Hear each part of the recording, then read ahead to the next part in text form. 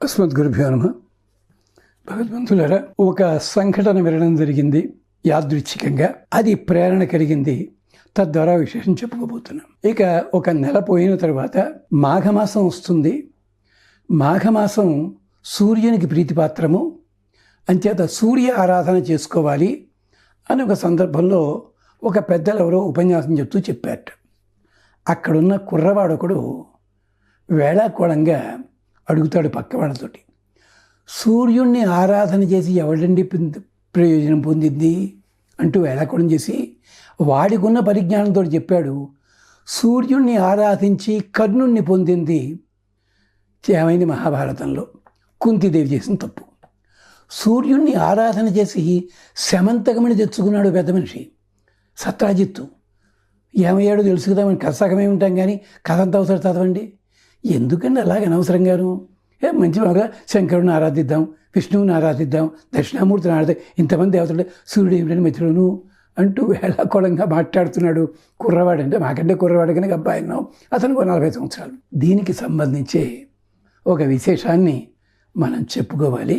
పరమాత్మ సర్వదర్శనుడుగా, అంటే సర్వదర్శనం అంటే అందరికీ దర్శనమిచ్చేవాడుగా, దర్శనము కలిగించేవాడుగా సూర్యమండలంలో ప్రతిష్ఠితుడై ఉన్నాడు.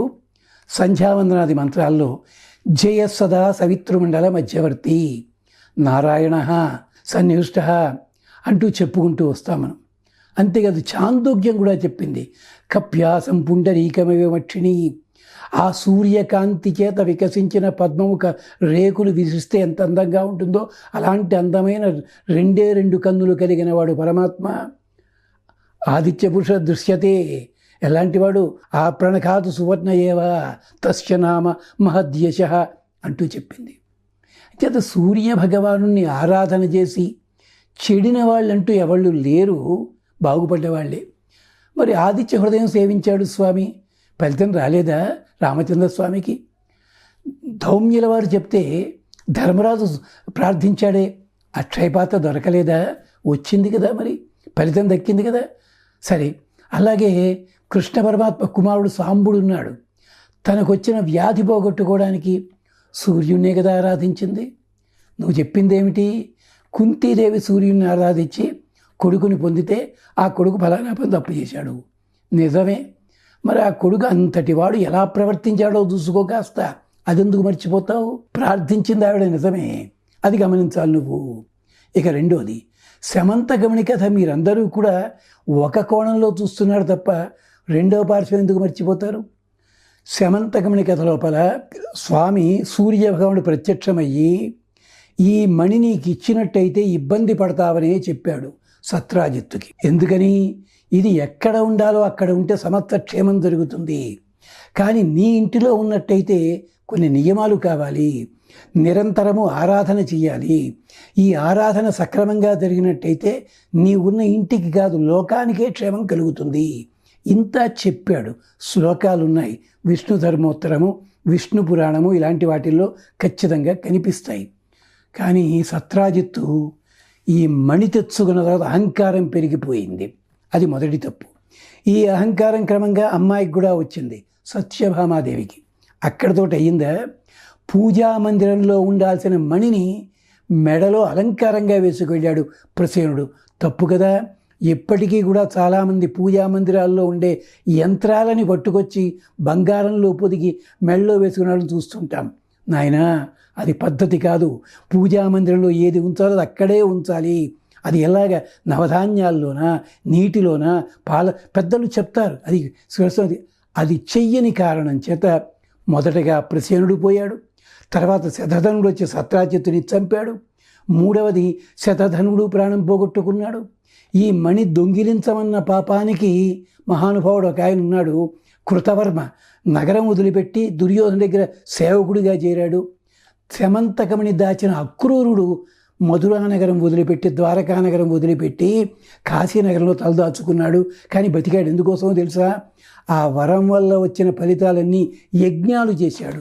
చివరికి తెలియంది ఏమిటో తెలుసునా? కృష్ణుడికి బలరాముడికి 1 సంవత్సరం కాదు, 1 సంవత్సరం పాటు మాటలు చెడిపోయాయి. చివరికి అక్రూరుడు వచ్చిన తర్వాత మణి సంగతి తెలిసిన తర్వాత అన్నాదమ్ములిద్దరు ఒకటయ్యారు. అప్పుడు కృష్ణుడు ఈ మణిని సూర్యుడికి ఇచ్చాడు. ఇంత కథ మీరు విన్నారా? అందుకని చెప్పి ఎప్పుడూ కూడా సూర్యుడిని తక్కువ చెయ్యకండి. అది విశేషం. ఇక్కడ ఈ అక్షయ పాత్ర ఎన్నాళ్ళు ఉందండి ధర్మరాజు దగ్గర? ఎప్పుడైనా తెలుసో మీరు గమనించారా? ఎప్పుడైనా 12 సంవత్సరాలే ఉంది. అంటే అడవిలో ఉండగా 12 సంవత్సరాలు అక్షయ పాత్ర ఉంది. 12 సంవత్సరాలు గడిచిన తర్వాత ఈ అక్షయ పాత్ర సూర్యుడి దగ్గరికి వెళ్ళిపోయింది వరుణదేవుడి ద్వారా. ఇలాంటి రహస్యాలు ఉంటాయి. అంచేత అలాంటి సూర్య భగవానుణ్ణి ఎలాగ మనం ఆరాధన చెయ్యాలి అంటే మనమంతా చేస్తుంటాం.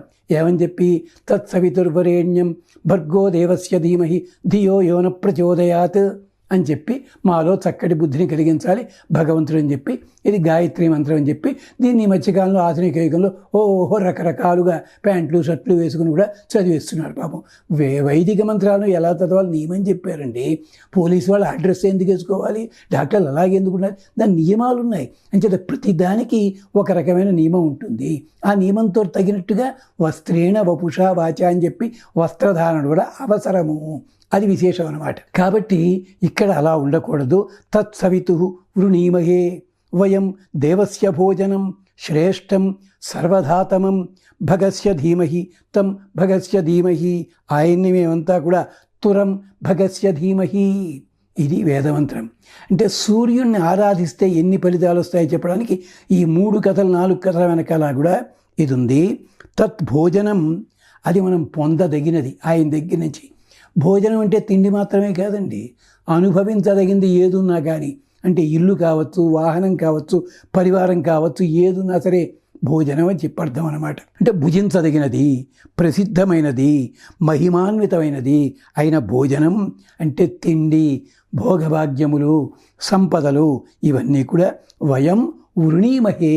మేము వృణీమహే అంటే 10 వస్తువులుంటే ఒకటి తీసుకున్నట్టుగా కాదు, మేము ప్రార్థన చేసి మాకేది తగిందో అదే మేము తీసుకుంటాము.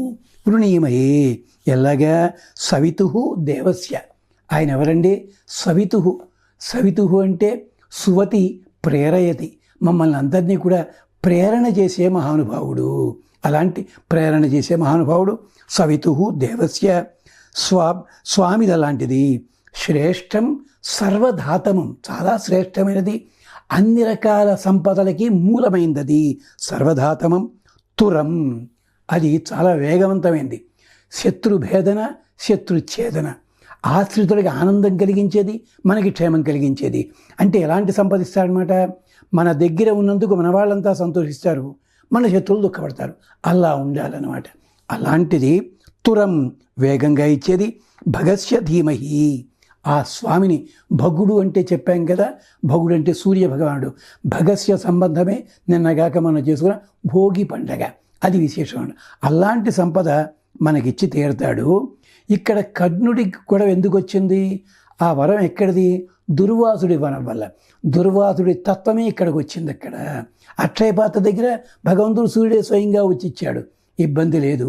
శమంతకమని అందుకని ఎక్కడ ఏ ఇబ్బందులు ఉంటే దానికి తగ్గట్టుగా కొన్ని ఉంటాయి కారణాలు. ఆ కారణం చేత పైగా ఈ అక్షయ పాత్ర చేసిన మంచి పని ఏంటో తెలుసిన? ధర్మరాజుని రక్షించింది. ఎలాగా?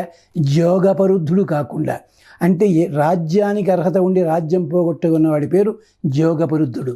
కానీ ఈ అక్షయ పాత్ర వల్ల ఎంతమందికి తిండి పెట్టాడు, క్షేమాన్ని కలిగించాడు, అడవి లోపల జంతువుల్ని చంపకుండా కాపలా కలిగి వెళ్ళాడు.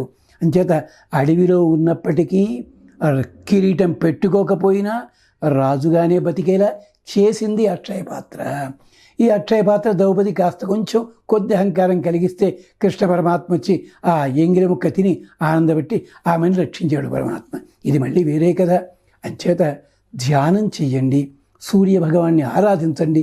ఏమీ చేత కాకపోతే ఇంటిలో సూర్యుడు ముగ్గు వేసి ఆదివారాలు 2 పుష్పాలు ఉంచండి, ఫలితం లభిస్తుంది. ఇది కూడా పరమహంస గీత అలాంటిది మనం జ్ఞాపకం చేసుకున్నాం. స్వస్తి.